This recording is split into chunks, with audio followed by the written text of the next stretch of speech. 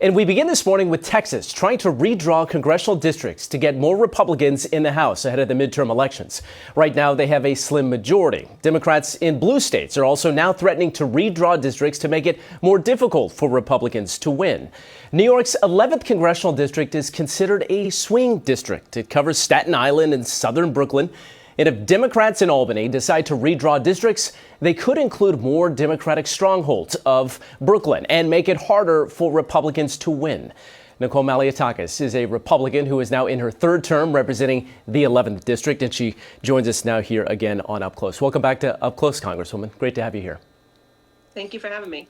Your colleague Mike Lawler this week said after he heard all of this news, we should just end this practice known as gerrymandering. Do you agree with that?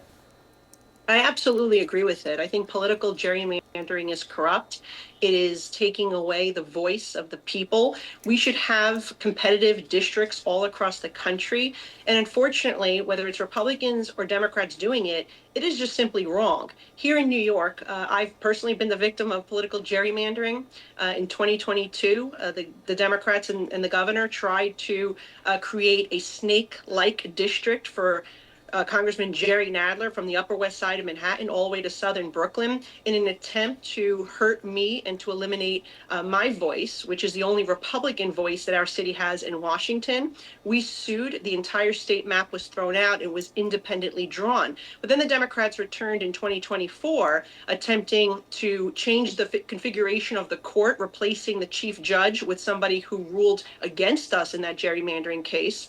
And they, lo and behold, won that case, but because it was so egregious and so obvious how corrupt that was, they chose to not really change the maps much more that year. And here we are again now, seeing Republicans in Houston or in Texas and here in our state of New York looking to use their majorities to tilt the scale. I think it's wrong, regardless of who does it. And what I would argue is that we need to have competitive districts, so it's the people who decide. I'm the only competitive district here in the city of New York, and sadly, it's often become a protection program for incumbents, because not only do they try to hurt those of the opposite party, but then they try to redraw cushy districts for those in their own party, which again, there's no accountability then. Voters can't hold them accountable in those types of situations either.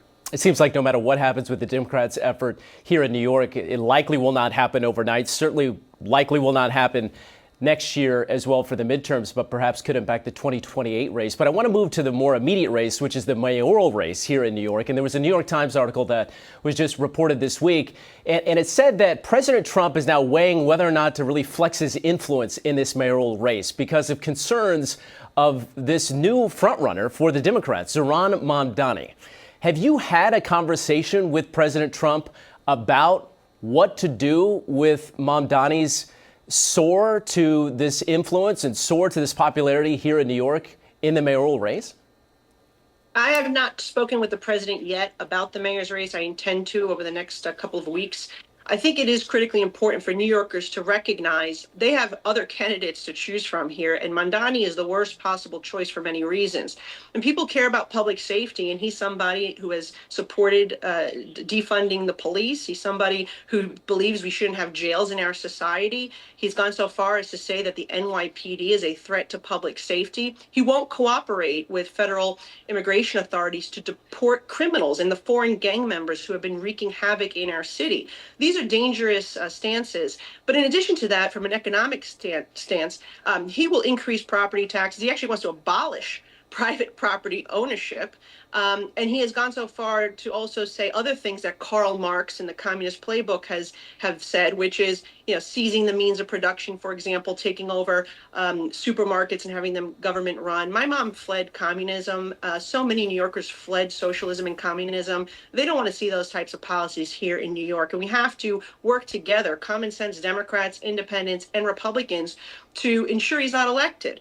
And so I'm going to do whatever I can to expose him for the radical leftist that he is, and he will actually increase the cost of living in our city, even though he talks about affordability, with the policies that he has put forward. And so I will speak with everybody about this race in the coming weeks, and I think that we have a real opportunity here to elect somebody else. I've endorsed Curtis Sliwa because of his record serving our city, not in an elected office, but as from his heart, as a public servant, in the sense that he's founded the Guardian Angels based on public safety issues. He cares about and rides our transit system. He knows what needs to be done to fix it. He's visited all of NYCHA properties in our city. He knows this city inside and out, has worked with homeless and mentally ill to transition them off the streets. I think he's the best candidate, and he's not one of the others who, in one way or another, has hurt our city by supporting these radical left policies.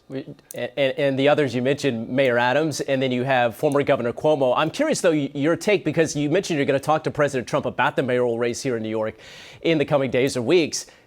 What will you tell him? Should he stay out of mayoral politics in his home city? Well, let's see what he wants to do. I think President Trump recognizes the reality that he's not as popular as many other public figures in the city of New York. But there are people who do love the president here in the city. He could certainly drive them out to vote. And so let's see what role he wants to play in the city. I know he loves New York. I know he wants to see, and he has obviously still a very much a vested interest in our city and its success. And the people of this city that he wants to see safe. And so I think he will probably want to get involved in one way or another. And I think we'll have a more clear outlook once we see the polling come September. Let's see who is neck and neck with Mamdani. What I will say is it was great news that just this week we saw Curtis Sliwa get the most in terms of matching funds. That has never happened, where the Republican has got the most money in terms of matching funds, which is small dollar donations that he's having matched. And that shows a tremendous amount of grassroots support here. And if he can get the same percentage he got when he ran 4 years ago, he can win. And so people should look beyond the party label. Look for the person who's actually going to be making the difference here, who loves our city, who understands its issues when it comes to transit and housing, and public safety, and that is Curtis Sliwa. And if it is not Curtis Sliwa, would you be willing to endorse a Mayor Adams or a former Governor Cuomo if that meant you would not get Mr. Mamdani? Well, what I would say is I would take any of them over Mr. Mamdani, because he is extreme and he is really dangerous for this city. Plus, he really does lack the experience to run the largest city in the world. And what I will say is that Curtis Sliwa, look, we'll work with Curtis if that's what he decides to do, because he sees for the best interest of our city. But I don't see that happening right now. I see Curtis is surging, and I think maybe some of the other candidates want to get out and actually back this coalition candidate who is attracting Democrats, independents, and Republicans to his cause. We'll see how it all shakes out in the coming weeks. Congresswoman, I'm interested because this week, new sweeping tariffs went into effect, and this trade war has really ramped up in the past few months. What is your take on where we are in the world with the tariffs? And you know how much it impacts not only the consumers, whether it be in Brooklyn or Staten Island, the city overall, certainly the state. When you talk about the country and the business owners out there, do you support what President Trump is doing with the tariffs? Well, I think what he needs to be doing is be targeted and strategic. And we had 9% inflation under President Joe Biden. That has come down now. So we should take note now that gas prices are coming down, egg prices are coming down, and we need to make sure that we have balanced trade. That's what's going to improve our GDP and the economy. We're already seeing a 3% increase in our GDP. We saw trillions of dollars in private investment from companies, domestic and foreign, saying that they're going to expand manufacturing operations here. That's going to create more jobs and drive up our GDP more. And more importantly, really solidify our supply chain when it comes to pharmaceuticals, automotive, tech. We just saw Apple making a $600 billion announcement that they're going to be expanding manufacturing here in the United States. So as long as the president uses it in a strategic format, I'm supportive. I didn't like the broad brush approach we saw in the very beginning where everyone was slapped with a tariff. I hope that he will take into account the countries that are at the table right now, working with the United States in good faith to have a better trade outcome outcome for our country and American workers. But let's see how things progress. But right now, the economy is doing well and the GDP is growing. We're seeing trillions of more investment and jobs being created. So it all has good signs that we're doing the right thing at this moment. Have about 45 seconds left, but I'm interested to get your take on what's happening with the ICE efforts across the country.